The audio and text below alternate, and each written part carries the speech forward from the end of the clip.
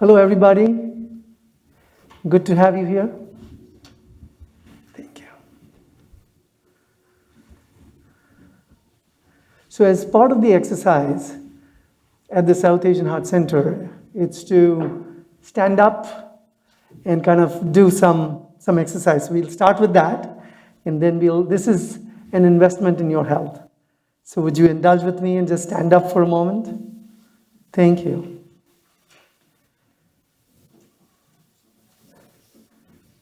Very nice. How many of you know about the South Asian Heart Center? Anybody here? No? Okay, so I'll have the distinct pleasure of talking about it and telling about what we do with the community. We're waiting for my presentation to come up, but I thought that I would talk to you today about what I have learned from the community as part of the work that we do to help individuals reduce their risk for heart disease and diabetes. Heart disease and diabetes is an epidemic, or we call it the twin epidemics for South Asians, or those who come from the countries of India, Pakistan, Bangladesh, Sri Lanka, and Nepal. They have at least a twofold increased risk for having heart attacks and 4 times the risk for having diabetes compared to the general population. And I should know because at the age of 44, I had a heart attack. And that was what led me to this journey on preventing heart disease and diabetes. So, and if this doesn't, you can sit down now. That's great. Thank you for doing this for me.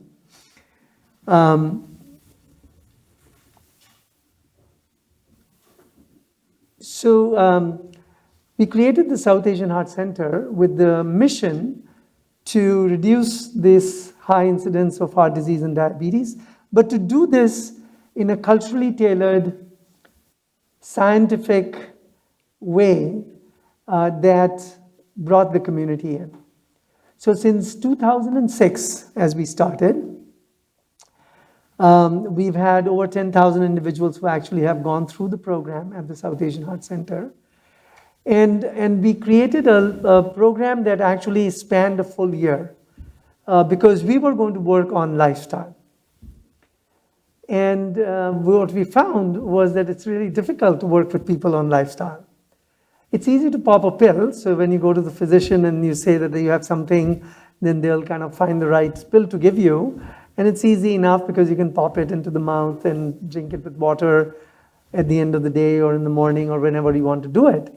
But when the doctor prescribes you exercise and diet as part of the work that you have to do, people usually have a hard time implementing that. And it's not that they don't understand it, right? I mean, what is it to kind of do 150 minutes of exercise per week? But what we are finding at the South Asian Heart Center is that people come in with 0 minutes of exercise in the week. A lot of individuals who are kind of, working all day long, sitting at desks and have no time. And literally, time is of the biggest essence and challenge for individuals. So as we went along, my thought was, how can we appeal to individuals about lifestyle in a way that, they can do something about it and kind of make it work? So we developed the concept of a health coach, somebody who would kind of facilitate that process of lifestyle change through very structured ways. And this is what we learned from the community as part of that process. So the question that I ask everybody now is, what is your health investment strategy? Everybody has a wealth investment strategy, but very few people actually have a health investment strategy. And I'm urging you to kind of think about that now and see if you can build that up. So how do we draw a parallel from all the umpteen ways that people develop a wealth investment strategy and translate it to a health investment strategy? Because you have also heard the phrase, health is wealth. So shouldn't you be doing that too? So the first thing that I thought about was in the wealth investment strategy, you want to maximize your return on investment. What is the parallel for your health? Is a 93% return on investment good enough for you? An 81% return on investment good for you? A 50%? 36%? That's exactly what you are able to get with lifestyle modification and your health. 93% reduction in the incidence of diabetes. 81% reduction in the incidence of heart attacks. 50% reduction in stroke. 36% reduction in cancer through 4 to 5 lifestyle modifications. So wouldn't that be a good return on investment strategy for health? The second thing that you hear about a lot is to reduce your risk in your wealth investment strategy. So what is the equivalent of that in your health? Reducing risk, right? Reducing the risk of having disease. That's kind of what you're after. So I'd like to give you 2 tips that you can take back today and get started on to kind of measure where your risk is at today. Okay? The first thing that's available is what's called a CT scan, a coronary CT scan to understand the coronary calcification in your heart. Right? Anybody has had that? Yeah? Good for you. So the earlier you do it, and it's prescribed at our center for men over 40 and females over 45 years, you can get that CT scan done, and it will tell you whether or not you have coronary artery disease. So that's a great investment to make kind of right up front for your health. Okay? The other thing that you should know is that at South Asians, the traditional guidelines underestimate risk. So because they underestimate risk, you are missing out on looking at some other markers that are important as well. And so what I would urge you is that at your next physical, you add these 4 tests to that physical. Number 1, you get tested for what's called LP(a). LP(a) is a marker that tells you a little bit about your genetic risk for having heart disease. The second thing that you do is ask your doctor to make sure that they get a hemoglobin A1C test done. This will tell you whether you are at risk or have diabetes. Number 3, you add CRP, HS, or it's high sensitivity CRP, to it, which tells you the underlying inflammation that you have, which is a huge risk factor for this issue as well.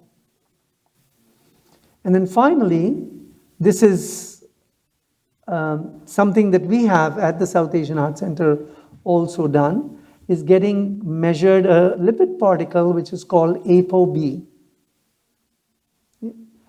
And ApoB tells us the concentration of cholesterol in your body. So those are things that you can do right away and get tested to get a good sense of your risk for heart disease as well as diabetes.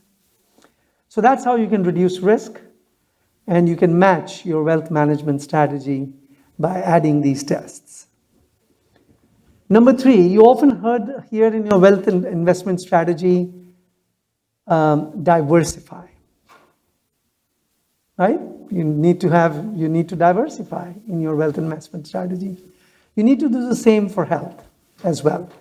And at the South Asian Heart Center, we have created a diversified portfolio, which we call MEDS, MEDNS. But these are the alternate meds, different meds. These are the lifestyle meds, and these are meditation, exercise, diet, and sleep. And that's the next level of investment that you need to do, and you need to do all of them and incorporate that. We often hear about, runners, and I just heard today about another gentleman, 48 years old, doing a hike and the PG&E trail, and he died. This is within the last week or so. And this year we have seen many of our community members actually pass away because of it as well. So you need to kind of incorporate both the exercise and the diet components, but you also need to incorporate the rest components, and that's meditation and sleep. And that's how you can create a diversified lifestyle portfolio. The fourth thing that you hear about in wealth management is asset allocation, right? So what is the equivalent of asset allocation in your health? So I am reaching out a little bit here, and because I want to kind of make sure it pertains. But this is the one tip that I can provide today, which is a game changer in the health world. The allocation of the nutrients that you are having on a daily basis, the assets that you consume on a daily basis, right? So when you eat food, it comes with a lot of different macro and micronutrients. Do you have a strategy to allocate them appropriately for your body? Are you too much on one side, like too much carb, too much fat, too much protein, all of that? There is a beautiful tool that you have called the plate method that allocates all of the proportion of the nutrients. So look that up. It's about half your plate being vegetables, a quarter of them being your whole grain, and a quarter of it being your lean protein. And if you can always allocate your assets that way on your plate, it forms the perfect optimal balance for you and your physiology. So that's how you get your asset allocation. The fifth thing that they talk about in wealth management is to track and measure, right? And you are constantly evaluating your health portfolio to see how it's doing. And you measure. You do the same thing with your lifestyle management and your health investment strategy. Now today we have lucked out in that, yes, we've got a presentation now. Let me see if I can flip to number 5.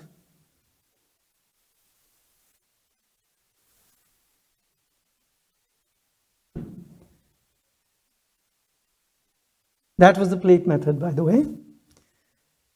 So you track your health worth, not your net worth, but your health worth. And you measure everything. You measure your weight, first of all. This is the greatest bang for the buck that you'll get, is measuring your weight on a daily basis. Because any change in weight is reflective of your health status. Right? So you measure your weight daily, and any gain that you see that's happening that you don't check for is going to bite you in some way down the line. And so that's a beautiful way of measuring and keeping on board every single time. There's so many variables out there. Utilize the one that works for you and let them measure it for you so you don't have to actually track things. One of the hardest things in lifestyle is to measure your lifestyle, and this will help you do it. And the other thing that I wanted to let you know here is also change the tools that you have to measure. And in this case, especially, we have developed a tool called the fistful. You always carry a fist with you. So this is going to be your new measuring cup. This is how you're going to measure how much of anything you're going to eat. And we recommend that you eat 2 fistfuls, which is the outside of the fist, of vegetables on a daily basis. And 1 fistful of fruit at a minimum every single day. And you have this with you, so you can go to a restaurant, you can go to your friend's house, and at home, you can get that measurement done at all times. So that was number 5. Number 6 is play the long game. You know how much you've heard in your wealth management strategy, buy and hold, right? So you're in there for the long haul. It's using a baby step approach, where you chisel away, you kind of save on a monthly basis, small amounts, and that builds up your wealth portfolio. It's the same way in your health. We've got people coming in, as I told you, with 0 minutes of exercise, right? And to get them to 150 minutes of exercise per week is extremely hard. It doesn't happen. It's with a baby step approach where they add 10 minutes in the day and build it up that way. And they are going to be able to get to the point where they are doing 150 and doing more than that at the end of the year with us. And the second thing that you've heard about is, time the markets. You want to kind of buy low, sell high, right? It's not the timing. It's really the time in, meaning how much time are you spending on your health on a daily basis. And then finally, number 7 is, what's your wealth management team? Who's your bank? Who's your broker? Who is your financial advisor? You're looking at that entire team and you want to get the best around you for your wealth management strategy. You need to do the same thing for your health. You need to have a health management team that you are totally comfortable with, starting with your physician. But more importantly, your support system at home. We've got many people who get signed up into our program because their spouse thinks that this is a good program for them, right? And it happens all the time. And the fact of the matter is that the person who joins the program needs a lot of support at home to be able to kind of get that plate method going for themselves, etc. Certain things have to change within the family. So have you built your family support structure first as part of your health team? There's kids nowadays, remind their parents, go and run or, walk or exercise and stuff like that. So that's a good thing. But that's the kind of support that everybody needs at home. And with your friends, when you go out and you've started creating a health plan for yourself, then you want to kind of go out to your friends and be comfortable eating there or, having a good time. They should be also understanding of your journey towards health.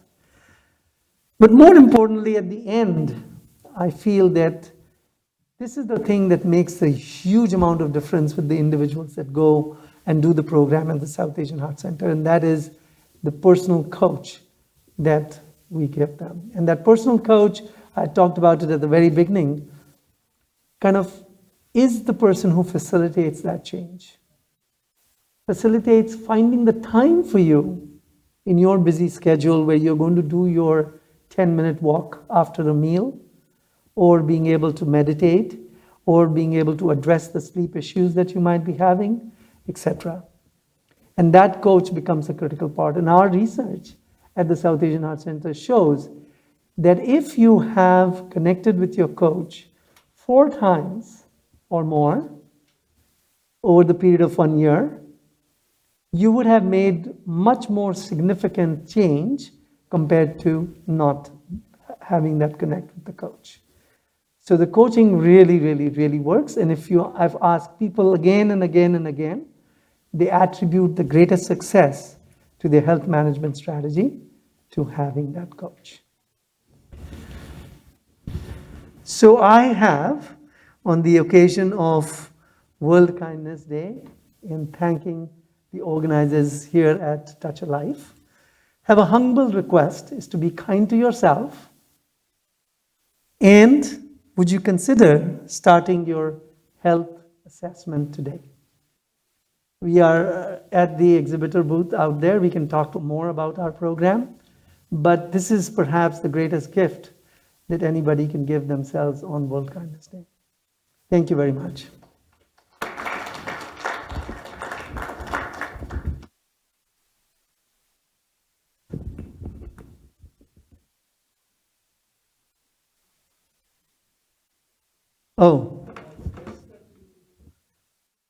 Let me get Good, good.